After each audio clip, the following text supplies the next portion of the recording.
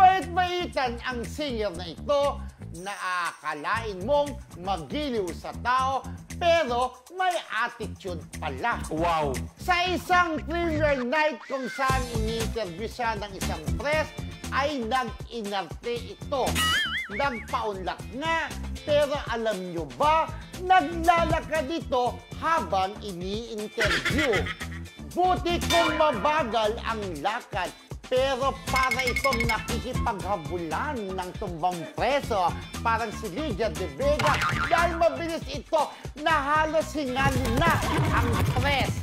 Pagkatapos ay tsaka na lamang pumasok na sa event ang nasabing singer na di man lang nagsabi na hanggang doon na lang ang interview. Wow! Kaloka itong si Wow na singer. Wala sa amin tatlo yung press, ha? Oo. Yung press Wala na sa amin. interview ay kaibigan namin. namin.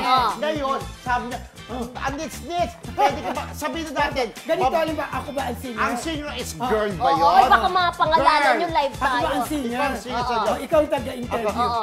Hi, anits-nits, pwede ba kita may interview? Ano, kumusta na yung latest single mo? Ano mo ginagawa? Balita naman hit na hit ka. Puso ka! In-interview kita eh! Nakakadaglangan! Anong klase kang singer? Ganon. Walang pakialam. Oo, Kaya walang ito naman siya, pakialam. parang may interview. Sumunod ng sumunod sa yung air. Parang nakakaawa naman yung nag-interview. nakakaawa yung Hiningal nag-interview. talaga. Witness kami, nakita namin yung reporter na yun. Ang bilis naman kasi maglakad ng singer. Pero dapat Nakakaloka. kuminto man Nakakatawa lang. talaga. In-interview sandali So lang. bakit diba? daw siya nagmamadali? Ayaw, Papunta sa event. Oo. Kaya hindi pa siya late that time. Hindi pa Kaya alam late. Pero alam nyo, yung singer na yun, a-agree kayo sa akin, yung management din niya talaga. May attitude. May attitude din May talaga. attitude. Nakaramihan din talaga, naalala mo, di ba, kwentong nag-ano rin tayo doon, di ba? Na ang tagal din dumating yung singer na yun, ha? Correct. Kaya Di ba? wala na po. Kung sinong tinutukoy namin na singer